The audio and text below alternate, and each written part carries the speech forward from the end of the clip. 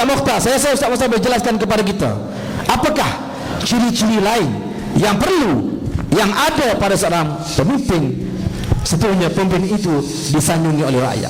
Dijumpa oleh Presiden Ustaz. Assalamualaikum warahmatullahi ta'ala wabarakatuh. Alhamdulillahi rabbil alamin, nahmaduhu wa nasta'inuhu wa nastaghfiruh wa na'udzu billahi min syururi anfusina wa min sayyiati a'malina.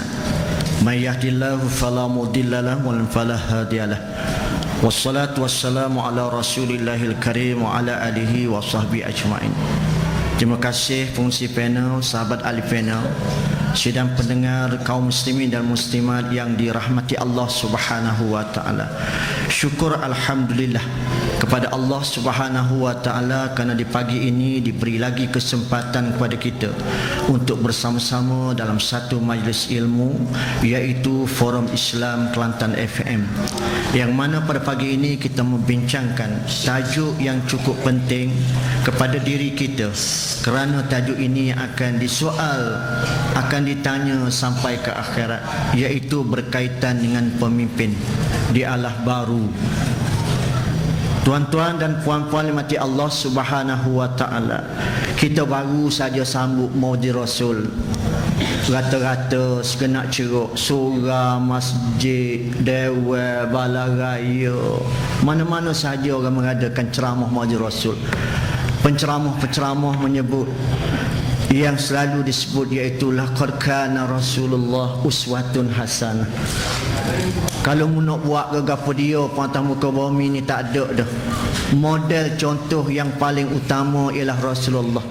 Bila mu nak jadi pemimpin di peringkat mana sekalipun, maka kamu sandarkanlah, lihatlah, tengoklah, rojoklah, turutlah, ikutlah cara mana Rasulullah menjadi seorang pemimpin. Rasulullah menjadi seorang pemimpin di rumah, jadi tok laki suami. Bagaimana Rasulullah memimpin ahli dia, bagaimana Rasulullah memimpin isteri-isteri dia. Ramai kita sorang pun belagos panah dah. Bapa? Pasal kita tak ikut bagaimana Rasulullah menjadi pemimpin sebagai seorang suami. Dalam masa yang sama kita menjadi pemimpin sebagai seorang suami tu pun tak berjaya dah. Kabar-kabar orang latih pula jadi pemimpin yang lain pula. Pergi mesyuarat PIBG, orang latih pula jadi pengerusi PIBG. Orang latih kita duduk depan sekali. Kalau orang tak latih, dulu lagi kita kelik. Berapa pasal orang tak latih kita, naknya jawatan kita tu sebagai pemimpin. Dalam masa yang sama bunyi saja ada mesyuarat agung, hadirlah kita. Berapa? Kerana kita nak jawatan-jawatan sebagai pemimpin dalam masyarakat. Tetapi sedarkah kita bahawasanya terlampau banyak bebanan pemimpin-pemimpin yang kita, pimpinan yang kita bawa dengan jawatan yang banyak itu menyebabkan seperti yang berlaku pada peristiwa Isra' wal Mi'raj. Soikat kayu pun tak erok dah. Mari pula soikat lagi, mari soikat lagi, mari soikat lagi. Akhir sekali apa akan jadi? Sebab itulah Islam menggariskan, orang nak jadi pemimpin ni tuan-tuan dan puan-puan, yang pertama sekali digariskan, dia kata mendasari ilmu akidah. Orang nak jadi pemimpin dia mesti mantap dari segi ilmu ketuhanan. Sebab itu Rasulullah berjuang 13 tahun memantapkan akidah. Bila akidah kita mantap, marilah gapo pun dia tidak akan tumbang. Ni kita jadi pemimpin, bila nampak saja ramai alik ni, kita pun pakat turun alik tu belakang biar salah pun. Sedangkan yang sikit itu adalah yang betul. Kita pergi bubuh atas majoriti. Hari ni kita pakat semaya jemaah sini ke dak? Oh tak payahlah pasal kita kerja banyak. Kita akik tangan. Nak semaya ke dak? Ramai tak akik tangan. Ramai hak akik tangan. Kita pun bila-bila, oh ramai hak akik tangan, tak payah semaya. Apa? Pasal kita tidak mantap akidah kita. Dalam masa yang sama banyak lagi benda-benda syariat yang kita tumbang sebagai seorang pemimpin kerana mendasari akidah kita itu tidak mantap. Sebab itu Rasulullah memantapkan akidah selama 13 tahun. Barulah mari syariat Allah Ta'ala.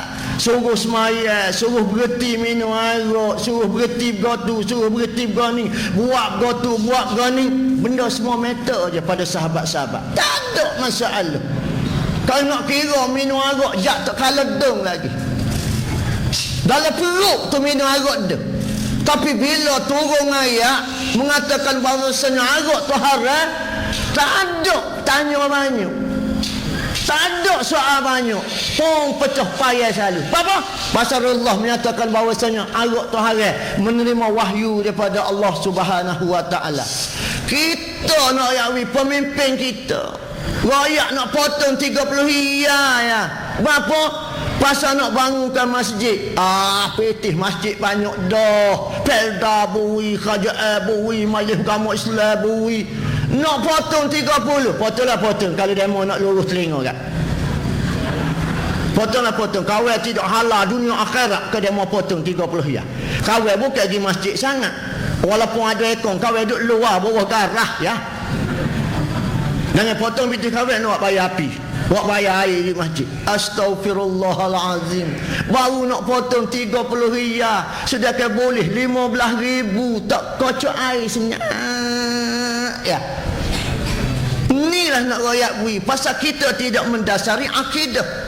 Kita tak nampak bahawasanya kita menyatukan ummah untuk bangunkan kalimah La ilaha illallah Muhammad Rasulullah. Bila kita mati, kita tinggal sebutir kapung, kita tinggal satu felda. Akhir sekali orang akan sebut kebaikan-kebaikan yang kita buat, maka itu sebenarnya sedekah jariah. Sebagaimana yang telah dikatakan oleh ulama.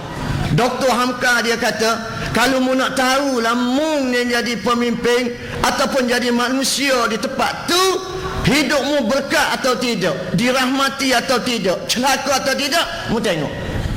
Apa dia? Dia kata waktu mu beranak mula-mula dulu, mu sorang jerit. Mu sorang jerit, orang lain pakat suka belaka. Tutup bila mu mati, mu sorang aja suka. Orang lain jerit belaka. Itulah petanda mu kalau jadi pemimpin, pemimpin yang orang siapa ke lubuk hati kecil. Bapa? Kerana mula-mula mu beranak dulu tu perut ibu poh beranak, pun kia-kia belaka. Amba tanya dah tok bidai kapung, tok bidai bandar. Tok bidai kata tak ada lagi budak tubik daripada perut ibu, bos sengih komisi. Kalau sengih komisi tak cukup tanah lari misi. Jerit belaka kecuali hak spesifik. Orang lain suka belaka, kita sorang yang jerit. Berapa orang lain suka? Boleh anak, boleh cucu, boleh adik, boleh gotu, boleh goni, boleh anak saudara. Alhamdulillah. Sukanya nak oyak wi 7 hari panggil orang cukup. Habis kambing pakat sembelih belaka. Berapa? Pasal nak menggambarkan sukanya kita boleh anak baru. Orang lain suka belaka, kita sorang jerit. Tutup bila kita mati, Dr. Hamka kata, mu sorang aja yang suka, orang lain menangis belaka. Bapa, mu suka kerana Allah Taala sudah tunjuk dah syurga Allah Taala ketika kamu nyawa di halkum. Sengih suka. Senyum aja. Kita rajin kita tengok gisi arwah dekat orang nak mati. Kita bertengok dia tu kat senyum, kita pun senyum gatek. Dia bukan senyum kita, dia senyum kerana dia Allah Taala dah tunjuk dah syurga Allah SWT, sebab tu dia sengih suka. Orang lain semua menangis. Bapa? Allah tak ada dah tengulu kita. Tak ada dah pemimpin kita hak tu. Tak ada dah ketua kita hak tu. Payah nak cari po dia. Oh, mudah sangatlah dia pergi pinjam pitih tak bayar tak apa. Kita suka benarlah ke pemimpin lagu tu. Tapi Dr. Hamka kata celaka hidupmu. Mula mu beranak mu sorang jerit, orang lain suka belaka. Tutup bila mu mati, mu sorang jerit, orang lain suka belaka. Bapa kita menangis, meronta-ronta, memanggil-manggil mak ayah segala mak nikah panggil belaka dekat nak mati. Kerana Allah Ta'ala sudah tunjuk dah neraka untuk kita. Azab kubur Allah Ta'ala tunjuk dah anak-anak semua. Sebab itulah meronta-ronta. Orang lain suka belaka. Bapa? Mujur kita mati. Waliyazubillahi min salik. Gu beroyak mati dah weh syekh. Sayang kita hak belok tu. Bila? Pagi tadi. Tu pun lewat. Patut minggu lepas lagi mati. Masya Allah. Agak-agak lah kita dengar orang pagun ni. Kalau padu takdir lah kalau kita mati, agak-agak orang kampung kita kata mujur ke, ataupun suatu kehilangan, ataupun dalam rumah tangga kita. Agak-agak kalau kita matilah, kita mati, isteri kita merasai suatu kehilangan ataupun mujur. Ada orang tak ada serupa ya dia kata. Tak boleh harap sikit labu ayahmu. Nak gitu. Maka tidur. Kalau tu baik mati lah. Wah, mati sungguh. Astaghfirullahalazim. Mokmu duk tengok 2-3 tahun sekarang aku kena garuk ni. 30 tahun dulu aku masuk rancangan peda, akulah ambil buah, akulah tebal bohong, akulah tabur baju, akulah gotu kabar-kabar kena 2 tahun seteruk tu mung kata tak pakai benda dah. Siapa timung. Lepas tu bila aku mati mung, orang berebut pasal ibu tunggal dalam pelda kaya. Boleh 10 hektar rumah lagi. Koh tua, koh mahal rega. Koh tua, koh mahal rega. Bapa nikah 2 malam mati. Astaghfirullahalazim. Tuan-tuan dan puan-puan mati Allah SWT, ciri yang seterusnya yang perlu ada pada seorang pemimpin, menguasai teknik komunikasi. Bahasa modennya dia kata begitu. Bahasa kampung kita ni biar pandai kecek kira, biar pandai tengok masa, liuk letuk kita kecek tu. Kalau dengan budak cara lagu ni serupa lepas tadi, Ustaz Hasan ahli panel kita yang pertama bersama dengan anak-anak remaja. Saya merasa ketika dia bagi tazkirah serupa umur dia 17, 18, 19, 20. Bapa? Pasal dia bercerita tu macam buku cerita kanak-kanak. Tertarik. Sehingga dia tanya kaldai kau demo belakang. Tapi oleh kerana pasal dia tu bahasa surat, tak berapa jejuk. Kalau kita orang Kelantan, demo keldai kau dok, gitu maksudnya gitu. Dia pandai tengok kalau untuk tazkirah remaja lagu ni. Tadi bersama dengan perempuan. Cara lagu ni pula, cara berkomunikasi. Dengan orang Tino ni kita tak boleh peleceh. Kena royak comel semua, molek semua. Bila dia pakai kain tudung, kita kata Allah mokmung serupa ustazah Baiyah dia pakai kain tudung. Tunggak pabeki, esok pakai puluk esok. Tapi kata ben kata Allah mokmung jerit dengan serupa. Oh, tak ada satu lah. Maknanya teknik berkomunikasi kita sebagai pemimpin, dia kena ada cara. Saya tertarik tadi dia kata kepada dia. Dia kata, wahai orang-orang yang usia emas, anggaplah kita ni juga adalah remaja pada malam ni. Bunyi gitu pakat duduk belakang berasa remaja. Belum pada tu tua-tua duduk diri. Bunyi kata anggaplah kita remaja, metam mepeh mari padahal lenguh. Bapa, dia pandai main benda lagu tu. Inilah pemimpin yang berkomunikasi. Tengok saja Rasulullah. Ketika dia nak pergi perang, cara dia kecek lagu mana? Bila dia bersama dengan Siti Khadijah, cara dia lagu mana? Dia bersama dengan isteri muda, orang muda, Siti Aisyah, lagu mana? Dia tak main cara supaya Siti Khadijah. Dia tahu dah orang muda ni, orang Tino pula, dia nak benar semacam. Maka dia ajak berlomba lari sehingga ke Siti Aisyah benar. Apa Siti Aisyah kata? Dia kata menggala demo tua mana nak dia amak orang muda. Sengih suka. Asal dia benar. Kita dengan bini kes lagi tak benar kita berapa je. Aku ni tok lakimu, tok lakimu. Selagi tak benar tok lakimu nang begitu. Kamu aku ambil lepas aku nyelo kan nak gitu. Allah pasal apa? Pasal kita tok laki. Astaghfirullahalazim. Baik. Di samping itu juga tuan-tuan dan puan-puan, orang yang menjadi pemimpin mesti mempunyai gambaran yang menyeluruh tentang semua aspek kegiatan organisasi. Kalau benda kita nak jaga, kita kena alim dan kita kena tahu. Kalau kita jadi pemimpin dalam pelda, kita kena tahu mana aras yang pelda nak bawa pada 15 tahun yang kedua. Bagaimana pelda sekarang ni menjanakan pendapatan, bukan setakat dengan sawit saja, malah dengan perniagaan-perniagaan yang lain. Bapa? Pasal kita nak kelik royak ke anak buah kita. Kerana anak buah kita dia dengar cuping-cuping telinga aja. Oh, Peda beli pula hotel di London. Untuk popok dia tidur. Kita bila nak pergi? Kita boleh pergi Gua Musa pun muju. Asal dia nak pergi London. Dia beli hotel sana untuk popok dia tidur tu. Pemimpin yang bagus dia tahu arah misi dan visi Peda. Silap tu dia mau kecek lagu tu. Tak kena tu lagu tu. Dia bukan nak pergi tidur denung. Dia nego. Pitih tu dia buat masuk dalam KPF, Koperasi Pemadalan Pelda. Hak kita boleh 10%, kita boleh 18%. Hak dia mau jujur akhir tahun dia ambil tu. Jolo dah tu hak tu gitu. Oh, minta maaf lah kawan. Moga kawan dengan khabar ya.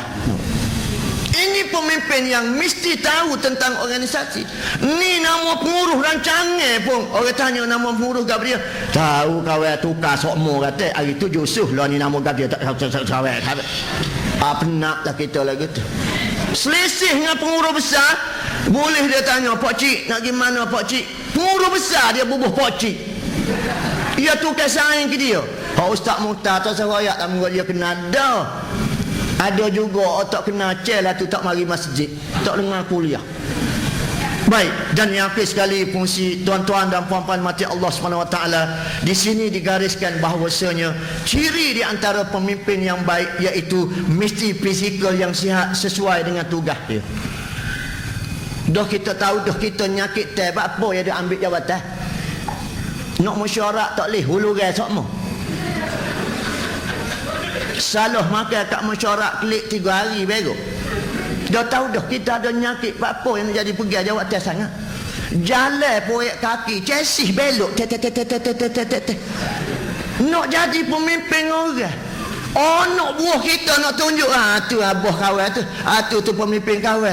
Allah pun tak ada orang lain nak kapu ni.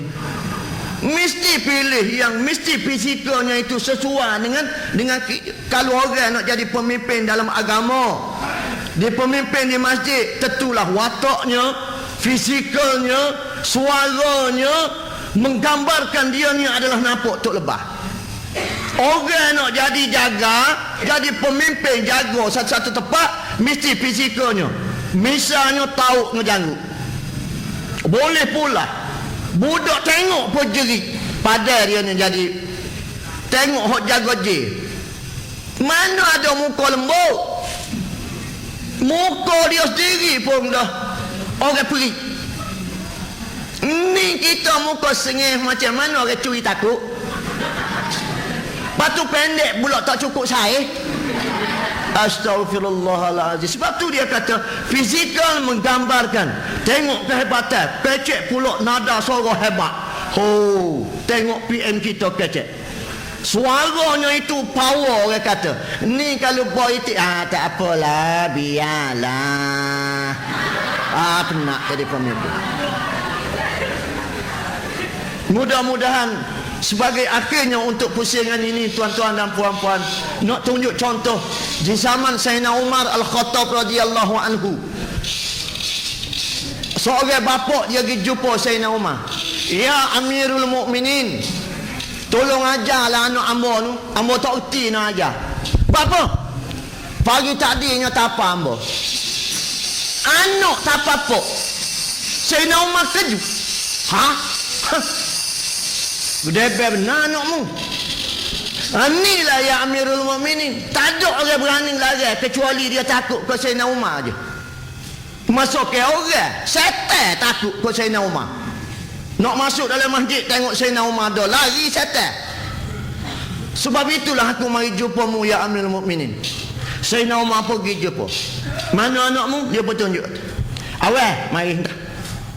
Aku dengar ada cerita berlaku daripada pokmu. Gedebel mu ni. Mu tak takut kau masuk neraka, mu neraka kau pokmu.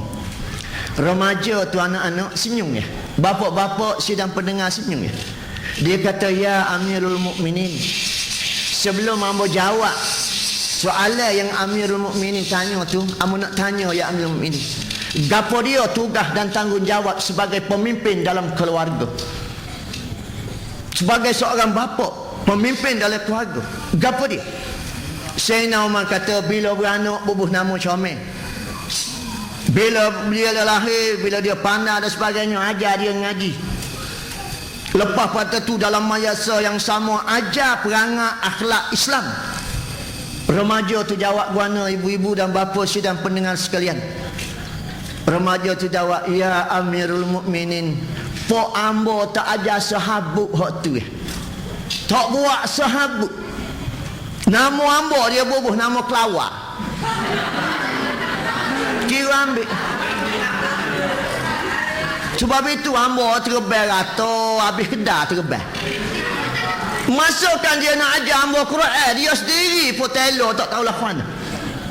Masukkan dia nak ajar akhlak Islam, dia sendiri pun biadab. Ya Amirul Mukminin, saya nama apa paling kepada pok dia tu, pok cik tu.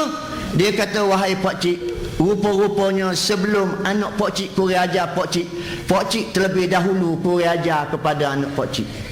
Sebelum rakyat jelata biadab dengan pemimpin, pemimpin dahulu biadab dengan kita. Pemimpin biadab dulu dengan orang ramai. Pemimpin biadab dulu kerana tidak mengikut ciri-ciri yang digariskan oleh syariat Allah Subhanahu wa taala. Yang menjadi contoh kepada kita ialah pimpinan Rasulullah sallallahu alaihi wasallam. Wallahu a'lam.